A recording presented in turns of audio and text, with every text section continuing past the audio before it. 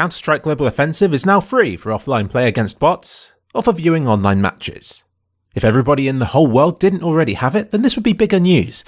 But that doesn't stop us from all being curious about what is featured in the free version, does it? I investigated.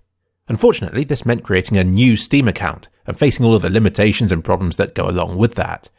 The forbidden click was born, and I went to the store page to boot up the free version of CSGO. It loaded without a problem, and soon I was on the main menu, which looked all nice and panoramic? But it did feel a little empty without the player model on show. If you thought you could change that by going to the inventory, think again. Trying to access it asks you if you want to buy a game license. And since doing that would miss the point of this video, I had to decline, which returned me straight to the empty main menu again. It appears that skins are a multiplayer only feature. It's almost as though the only reason for skins in the first place is to show off to other real people. Aside from the newsfeed and a box in the corner forever asking if I'd like to buy the game, there's not a lot else to look at. So let's jump into the games.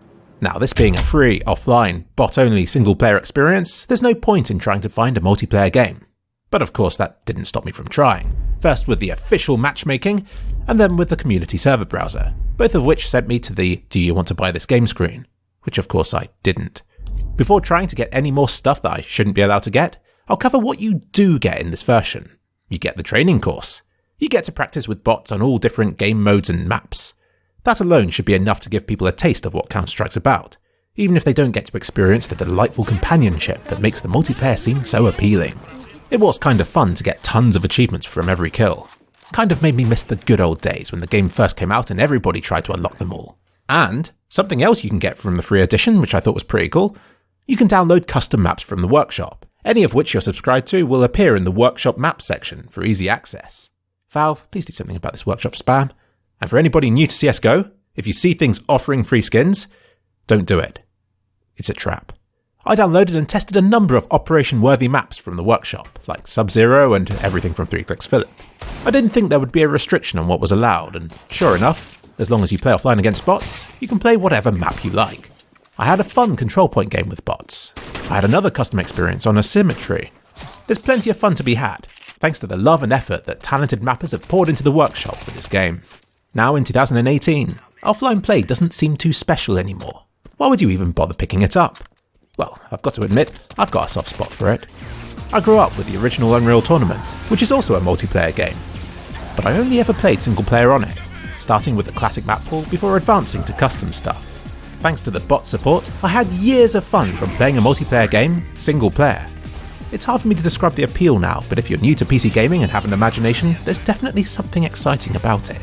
And I like to think that there are people out there today who would still have a blast from this kind of experience. So in that respect, a free offline version of Global Offensive is really cool. It would be even better if the Source SDK was available for it as well, but sadly it seems that you have to buy Global Offensive if you want to be able to make your own maps for it.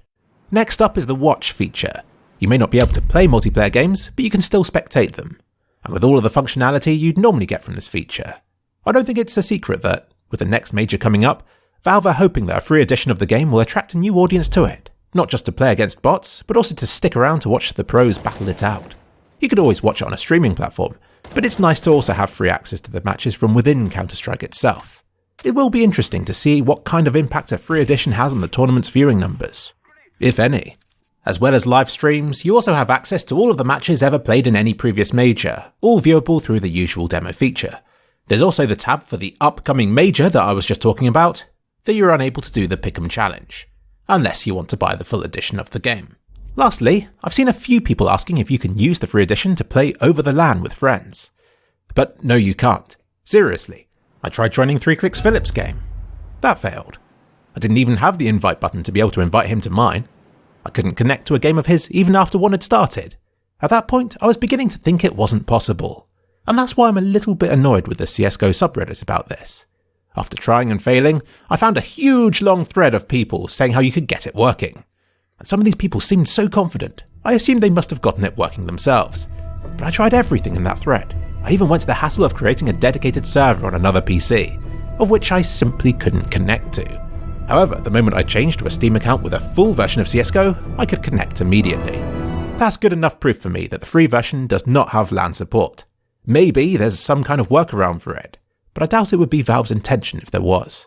Also over on Reddit, Chivalrous Conjurer says that you can queue for third-party services like Faceit and the SEA, but before you get your hopes up, know that you won't be able to connect to the matches themselves, so don't bother trying.